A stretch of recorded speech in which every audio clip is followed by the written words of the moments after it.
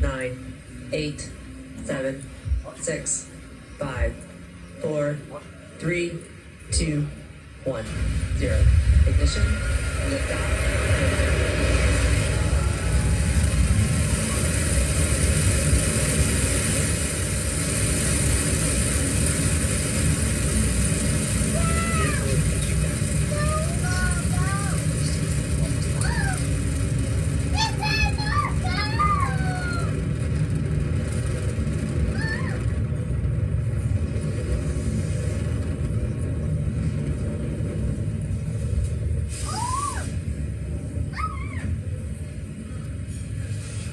35 seconds into flight, we've had a great liftoff from Space Launch Complex 40. Falcon 9 powered under the thrust of 1.7 million pounds. We're coming up on throttle bucket, preparing for maximum dynamic pressure. Propulsion reports that we are on target, throttle down, getting ready to pass through max Q. Vehicle is supersonic and experiencing maximum dynamic pressure. We're passing through the range where aerodynamic loads are greatest on Dragon Falcon 9. The Merlin engines are now throttling back up. Propulsion reports the first stage systems are nominal. Great views from the cameras here. The blue skies, a nice daylight launch, showing Falcon 9 with Dragon headed downrange.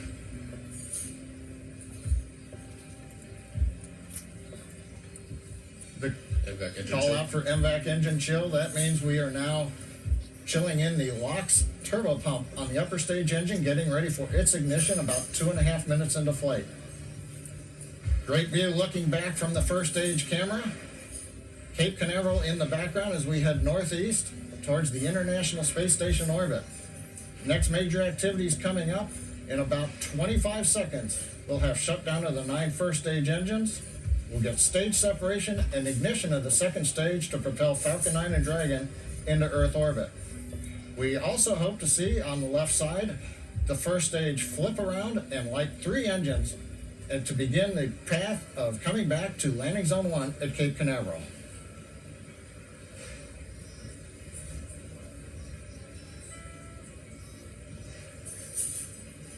Nico.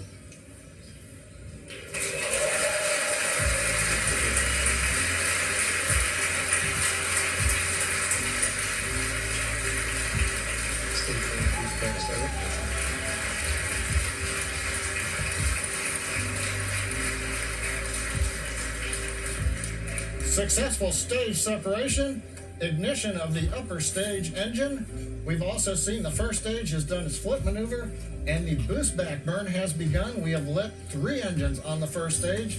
That's reducing the forward velocity and will be bringing it back towards Cape Canaveral.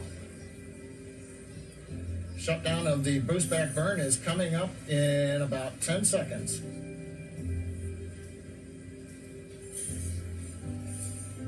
Second stage continues to look good on power. On the right-hand side, you may have seen an object passing the nozzle of the upper stage engine. That's the Dragon nose cap that's generated at this point in flight. We've heard the call-out shutdown on the boost back burn. First stage has completed the first of 3 planned burns that will result in return to landing zone 1 on Cape Canaveral, just a few miles from where the first stage just lifted off. You can see the grid fins slowly opening.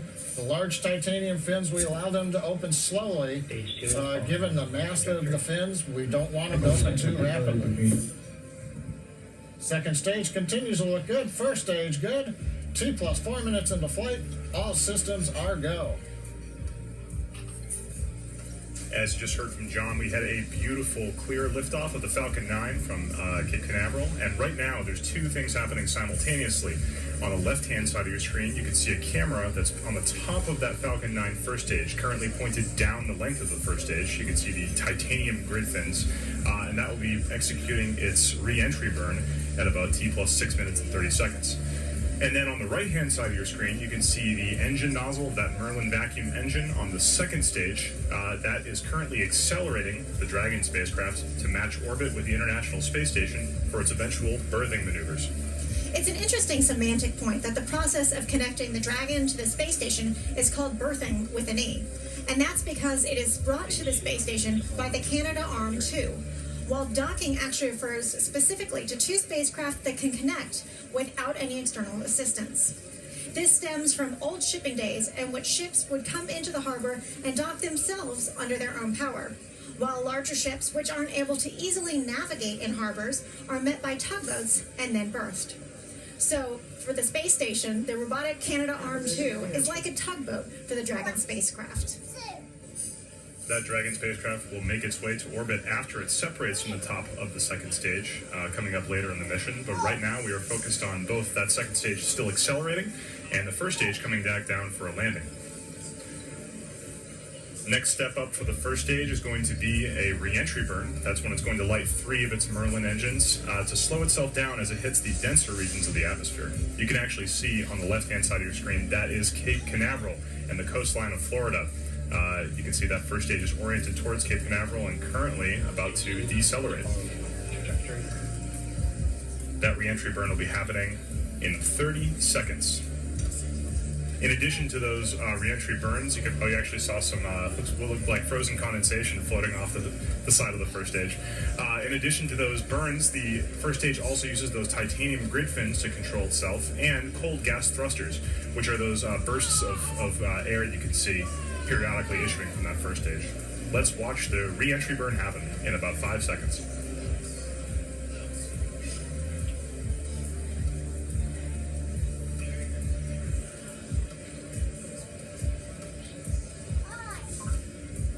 Stage 1 entry burn started.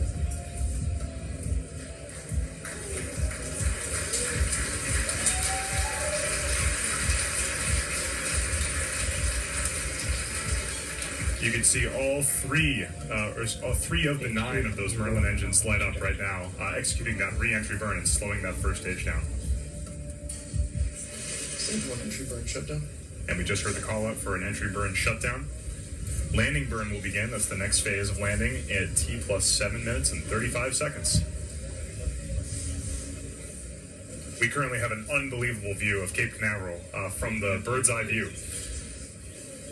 It is absolutely amazing. I've been at Cape Canaveral for these landings before where you can feel those sonic booms in your chest. It is just so exciting along the Space Coast.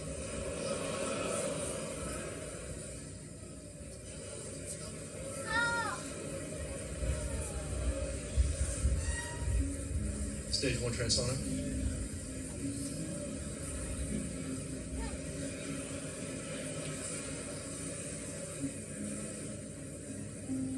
Stage 1 landing burn started.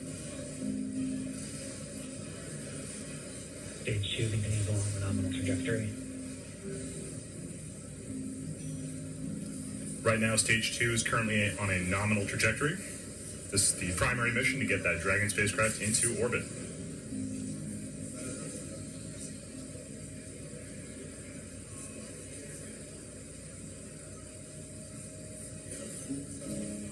Right now you can see that second stage engine is performing nominally with the Merlin vacuum engine glowing red hot.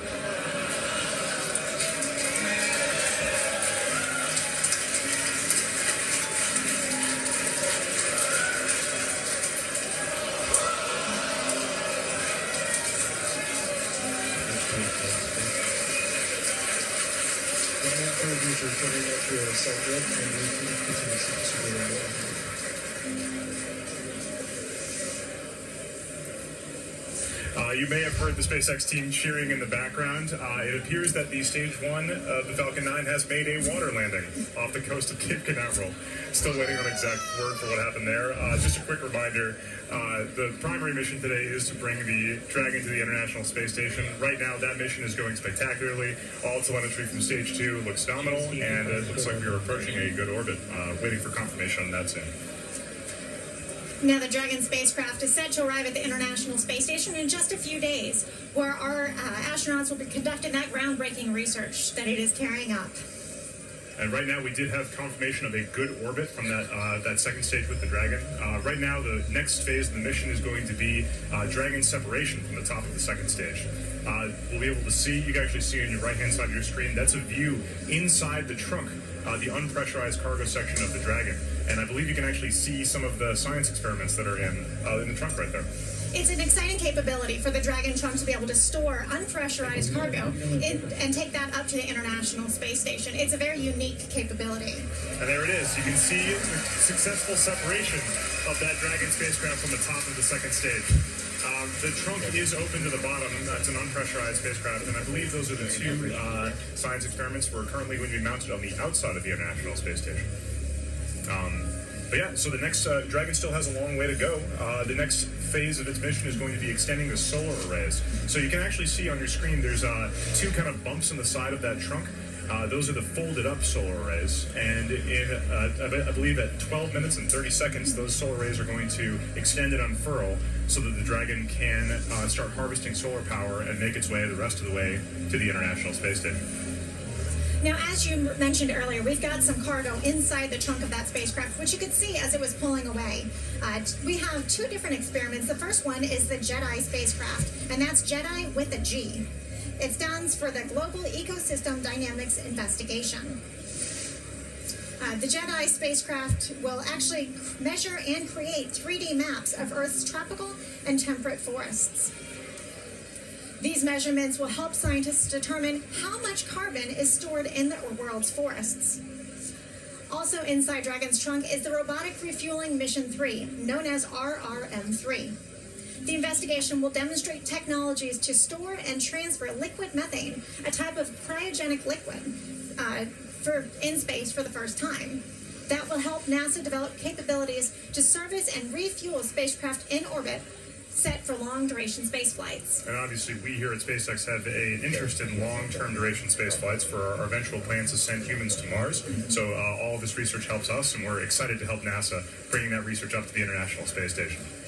Like I was saying earlier, we are currently waiting for the Dragon solar array deploy coming up in about 30 or 45 seconds. Those solar panels are covered by shrouds on the side, carbon fiber shrouds, and so we might be able to get some video, hopefully, of those shrouds popping off and those solar arrays extending.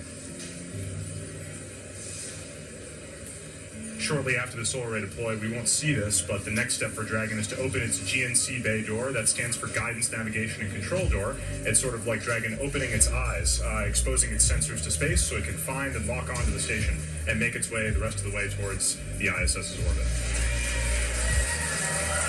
And as you can see right there, that is a confirmation of Dragon's solar panels deploying from the side of that trunk. This is excellent news. It means that Dragon is now able to power itself all the way the rest of the way to the space station.